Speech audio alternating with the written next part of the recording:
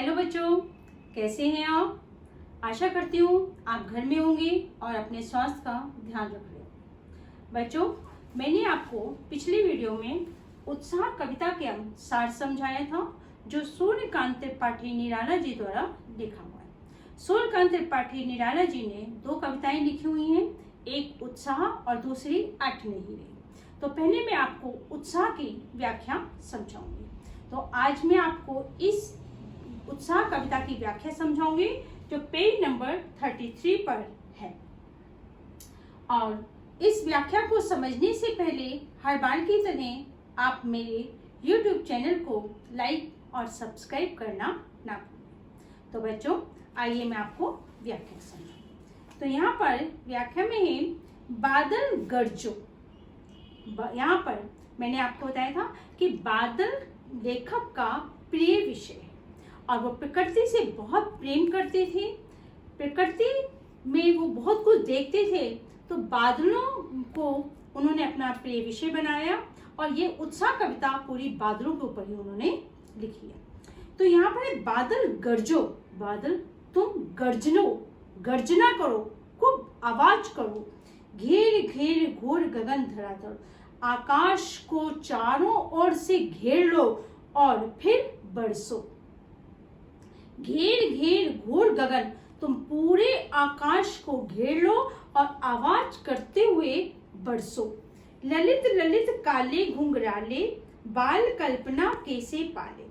जब बच्चों हम लोग जब बादल आकाश में छा जाते हैं, तो आप देखिए कि वो हमें सुंदर सुंदर घुंघराले बालों की तरह दिखते हैं। जब काले काले बादल आकाश में छाए होते हैं, तो वो हमें काले घुंघराले बालों की तरह दिखते हैं। तो ललित ललित काले घुंघराले बादल, तुम आकाश में सुंदर घुंघराले बालों की तरह दिखते हो।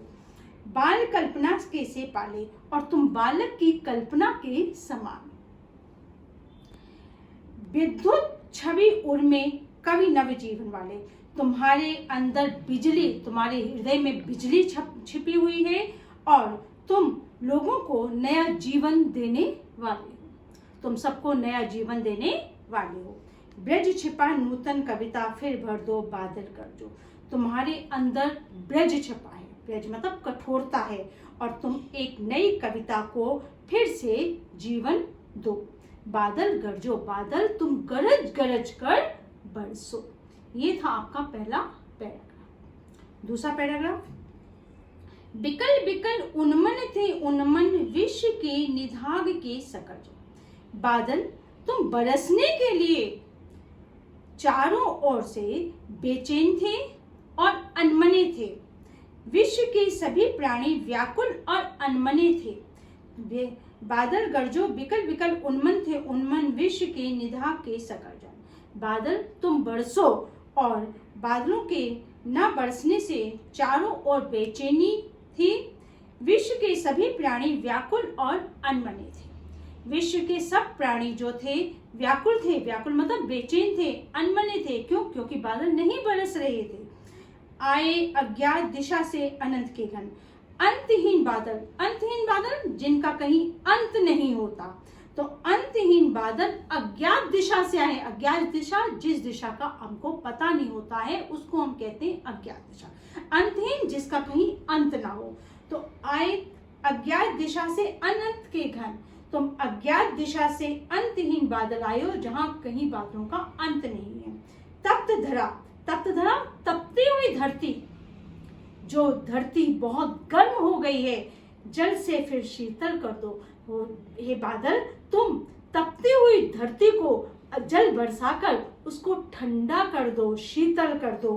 बादल गरजो, बादल तुम गरज गरज कर, गर्जना करते हुए बरसो। इस कविता के माध्यम से लेखक ने क्रांतिकारियों को संबोधित किया है, उनमें उत्साह बताया है। उन्होंने कहा है कि गर्जना करते हुए अपने देश में हमें क्रांति लानी है। तो उनके अंदर उत्साह बादलों के माध्यम से भरा है। बादलों को जैसे पौरुष दिखाने के लिए कहा है, पौरुष मतलब मर्दानगी, उसी तरह क्रांतिकारियों को अपना पौरुष दिखाने के लिए कहा है कि हमें अपने देश में आजादी लानी है, क्रांति लानी है। ये था इस कविता का सार। आशा करती हूँ आपको समझ आ गया होगा। धन्यवाद।